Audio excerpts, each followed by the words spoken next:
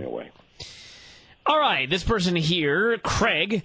Did you see the movie Bigger, Stronger, Faster? If you didn't see it, yeah, of course. Actually, we interviewed Chris Bell. So yeah. What are your thoughts on it? And if you haven't, it's a good it's a great documentary, actually. It's good. I mean, there's just a lot of stuff that was left out. That I mean, there was a lot of stuff in there that was very, very good, and it was a rational approach. But they really did. There was a lot of stuff that was left out. That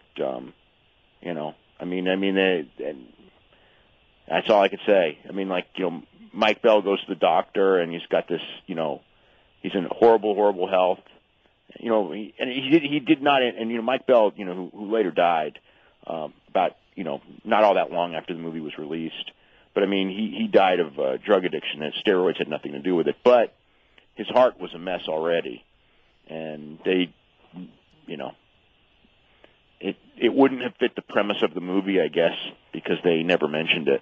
And I thought that was fairly significant, that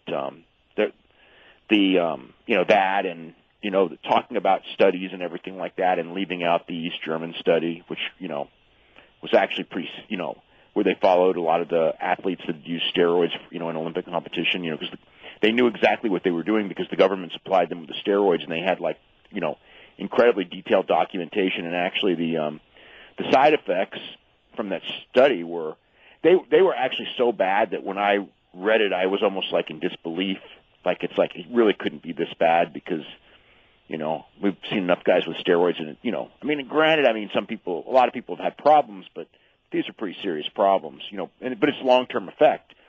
And, instead they would do something like, well, the number of people who died from steroids, is less than the people who died from smoking, which is probably true because a lot more people smoke than do steroids. And also, because, if you do steroids and die of a heart attack, it doesn't say you died from steroids. It says you died of a heart attack or you died of, it's very rare that you have a coroner is going to put steroids in the death certificate. Although, there have been a couple with pro wrestlers, Eddie Guerrero and, what was the guy? The guy from Baltimore, Neil Superior, and Davey Boy Smith. All their coroners, specifically, attributed the deaths to steroids.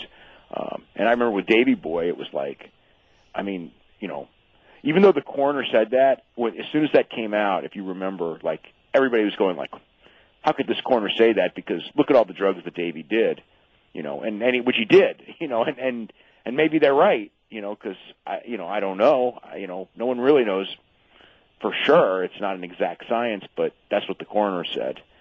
With Eddie, the explanation of Eddie's death was, made, as much growth hormone and steroids and other drugs.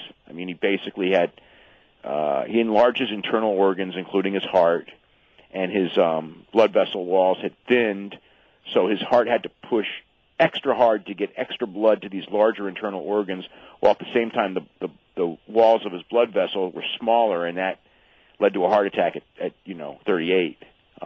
So that was the deal there.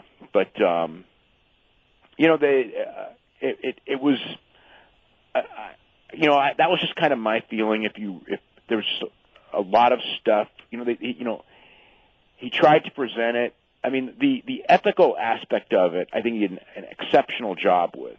The whole thing of how his parents were furious at the brothers for doing steroids, and then there they are cheering Mark, which is his other brother, when he, who's a world class power lifter, when he squatted God knows how many pounds, which and Chris himself, who was a teenage powerlifting champion, could not even compete at the top level because he didn't want to do steroids.